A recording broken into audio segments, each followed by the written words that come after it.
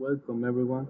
My name is Albert Park and I am from the United Nations Environment Program. Today I'm going to talk to you all a bit about a serious problem affecting over 100 countries. That problem is desertification, the process by which healthy, usable land becomes arid and unusable.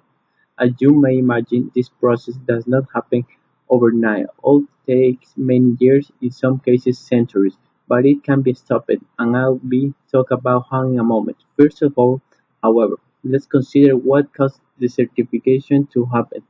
As you'll see in this slide, it happens for a number of reasons. It takes poor weather conditions like drought combining with poor land management to create this disaster situation.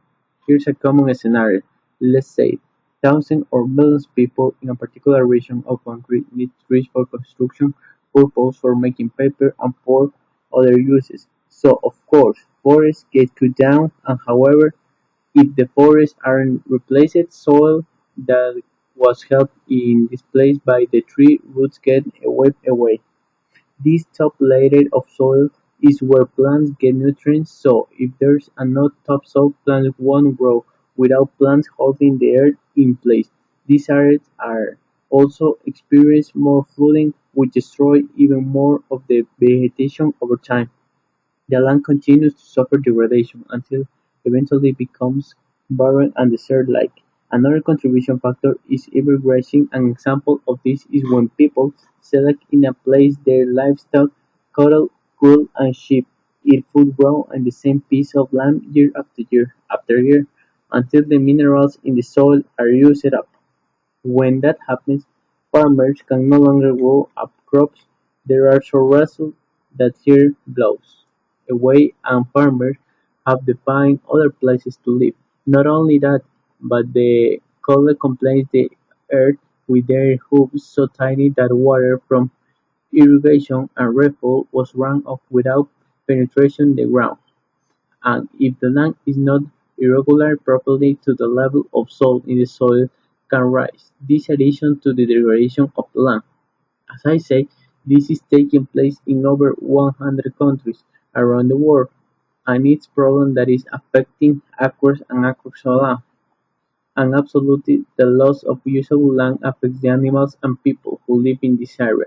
These barren spots will not support life, which means these people have to go elsewhere to support themselves. In fact, some experts predict that in many as 60 million people will have been displaced because of desertification by the year 2020, and this means immigration will of course put strain in distinction resources in those areas the people move to. This is exactly what happened in part of Africa, in Asia, and in part of Latin and North America. So what we can do to stop desertification from happening? Well, we are in many things that people and nations are doing to stop the spread of desert. For instance, one solution is to plant young trees where deforestation has occurred. As the trees grow, their roots will once again hold the earth in place. Thus protection in people in some areas are planting knobs and trees in building fences at the edge of desert to act in a windbreak to stop the approach of the sun. Obviously, proper crop rotation and grazing will help prevent soil erosion, and wise use of irrigation techniques and exciting of water supplies will also improve conditions. So all hope is not also there is a lot we can do to stop encroaching desertification, but more steps need to be taken immediately. The program in a place in Africa, Asia, and elsewhere need more funding and they need more publicity.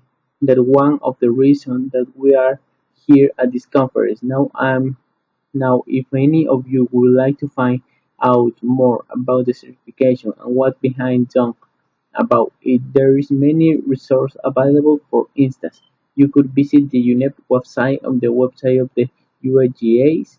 The US Geological Survival both sites have plenty of information. Now, I like to open the field for questions and comments.